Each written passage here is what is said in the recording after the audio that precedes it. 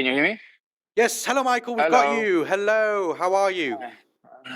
Yeah, good. Yourself? Yes, very, very, very good. Thank you. Technical issues, always a problem there, isn't it? And here we are, living and breathing the world of tech. Yet tech issues still seem to happen. Michael, look, it's a pleasure to have you here on Mira Business FM. Welcome to the show. Tell us a bit about what Thank Abu you. Dhabi Autonomous Week is looking like. I know it's just kicked off. You've only been there a few hours, but what's it like down there? Look, thank you very much for having me. As all things Abu Dhabi, you walk in and then you just get blown into the future. As SteerAI, we're glad to be part of it. But I mean, if you have the chance to come visit, I think anybody who loves technology should definitely come in and have a peek. Lots of exciting topics, autonomous buses, drones, autonomous vehicles of different shapes and sizes. So lots of things happening, very exciting crews and teams. And of course, also some very interesting speakers. So could definitely recommend people to come have a look. And in terms of what SteerAI are looking to do down there, Michael, what is it that SteerAI does in particular, if you don't mind kind of giving us a bit of a sense, and how is it contributing to the autonomous ecosystem being built here in the UAE? A great question. I think we like to contribute to the ecosystem in two ways. On one hand, we have software that we can basically add to a vehicle. So essentially, we would take any vehicle, we add a drive-by-wire harness. That means that you can now engage with the different mechanical elements via electronic impulses. And then we add our sensor set, integrate our software, and with quite a bit of testing, it basically means that we can take a vehicle and we can make it autonomous. So that, of course, creates a lot of flexibility for different clients, customers who are interested in taking this type of technology and integrating into their operations. The other side that we're also helping on is on the software side, where we have a fleet management system, Core Connect. We actually just demoed today with Noon, where we both can take our ground vehicles and we can also take drones, integrate that so we have an orchestration of all things autonomous. In e-commerce, but also, of course, a lot of other industries. So those are really the two topics that we really focus on, and of course, everything built and developed here in the UAE. What are the conversations you had with Noon then, if I may ask? What can customers of Noon, many of them across the UAE, actually see a SteerAI product in action with them? Look, I mean, I think all of us who live in the UAE are spoiled for choice when it comes to delivery services. And essentially, Noon, no surprise, is trying to just up the game even further and get for Noon minutes items to customers a whole lot faster. So it's going to be a combination of drones over time, but also ground vehicles. So what we will do is we will support with the fleet management system that basically enables them to orchestrate on all those different layers. And of course, just create a lot more excitement for the customers. And at the end of the day, in e-commerce terms, it just means that you get to have more transactions, more deliveries, more business, more happy customers. How exciting of a time really is this, Michael? Because, you know, there's a lot of people who don't necessarily know the ins and outs, all the technical details, and will just kind of see the final end product. But for you guys in the actual industry, and for those who do, you know, see the end products, how much of an exciting time is this right now? Look, I can't emphasize enough how genuinely thrilled I am. I mean, what's happening here in the UAE at the moment is simply just an acceleration of a lot of different growth vectors that we've been seeing for a number of years, and being part of that and seeing a package move without any human interface is actually just something else. And of course, as everything else in the UAE, it's happening at a scale where, you know, in not just the next few years, but I think in the next few months, we'll begin to see a lot more of these large-scale autonomous deployments. In fact, we already have the second largest autonomous taxi or robo-taxi deployment in the world after San Francisco. So that says a lot. I mean, size of UAE, size of USA, and we're the second largest. So a lot more to come. The UAE's got ambitions, Michael, and goals to make 25% of all journeys autonomous by 2030. From your vantage point, from your kind of experience position, how realistic is that, and what needs to happen to make that a reality? Look, It's definitely ambitious, but if I look at just what we have in terms of partners and companies in the region exhibiting here at DriftX today, it's absolutely realistic, and I wouldn't be surprised if we actually surpass it, because once these technologies start scaling, there's a snowball effect, and it just sort of will grow, and people will sort of enjoy the taxi ride, will enjoy getting their goods, food, whatever else they're having Mm. delivered through these different means. So it's going to scale quite tremendously, and I mean, there's just so much in this region that which is speaking to that adoption happening at that speed that I'm quite confident we'll see those targets achieved. And how do you see kind of what you guys do and other companies as well? Where you are right now is a real meeting of minds from across the Yeah. world. How do you see AI redefining not just mobility, but I guess the entire logistics and transport ecosystem? What's the real kind of knock-on effect that, or I guess advantages that it can have? So AI's advantages comes, I think, in both, let's say, the development side, where over time you'll actually see some of software we're going to be developing will come out of AI as well. That's going to reduce the cost even further. It's going to increase the speed and the quality of what we come up with. So that's a very sort of, let's say, selfish operational perspective where AI will have an impact. And then when we look at how we can then scale that to customers in terms of, AI in our perception technology being better at seeing what's happening around the vehicles, providing the information, the data to the decision-making layer to ensure that we're doing the right things, that it's safe, that it's secure, it's reliable.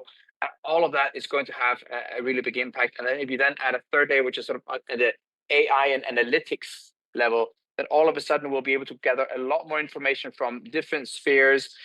We'll have different companies. I mean, be it OEMs today that have cars driving and collecting data. If we can access that, we'll become better.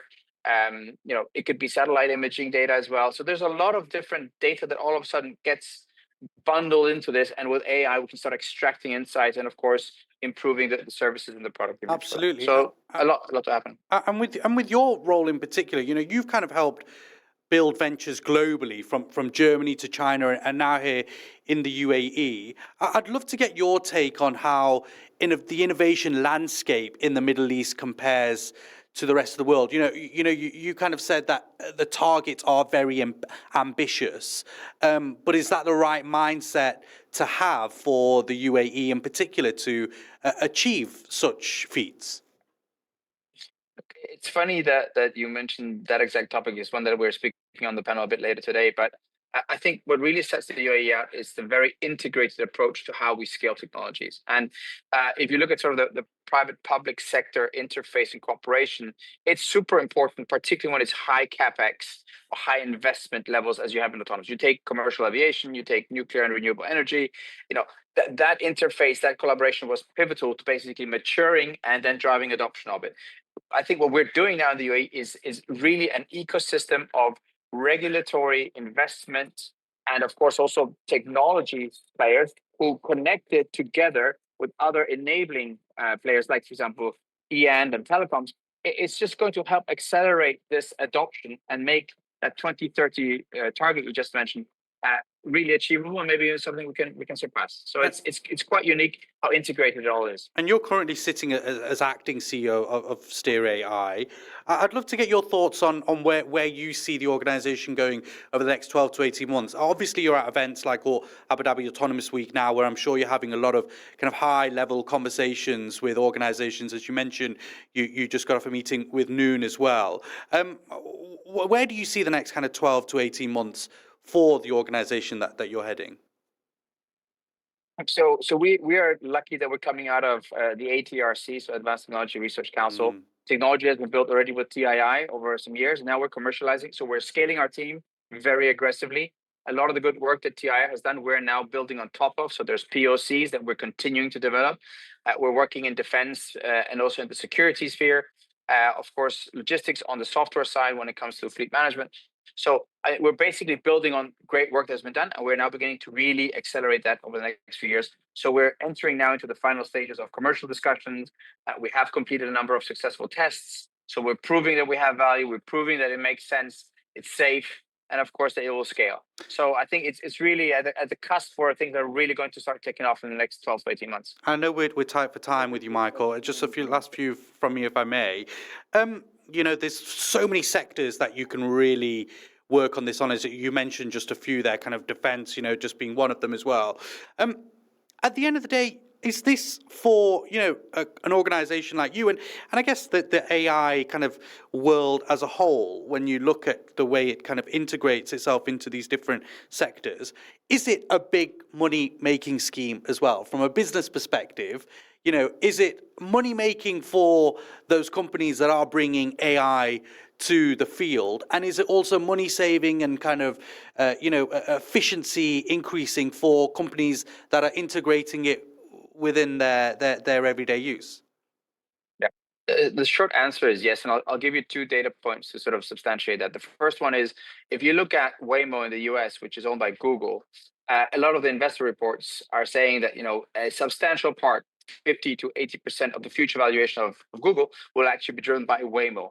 Waymo recently just had a larger market share of rides in San Francisco vis-a-vis Lyft. So they're beginning to overtake a lot of the analog players. They have actually started in the most difficult space of autonomy, and they're succeeding.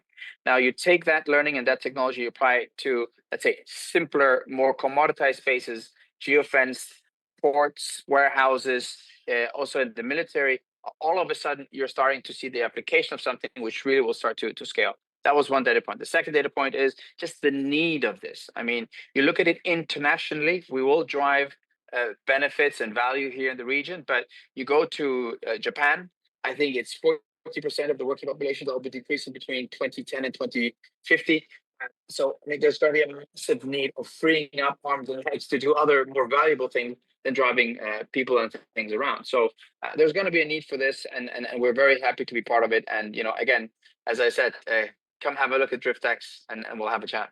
Finally, if we were to have a chat again in a year's time, Michael, at Abu Dhabi Autonomous Week 2027, what do you kind of think will have changed most in the industry? Are you confident that we will be seeing Noon delivering packages via drones to our doorsteps? Obviously, there's talk of kind of air taxi starting at the beginning of next year over in Abu Dhabi. Where do you kind of see the world going to? Are we going to be looking up and it's going to be a different skyline soon?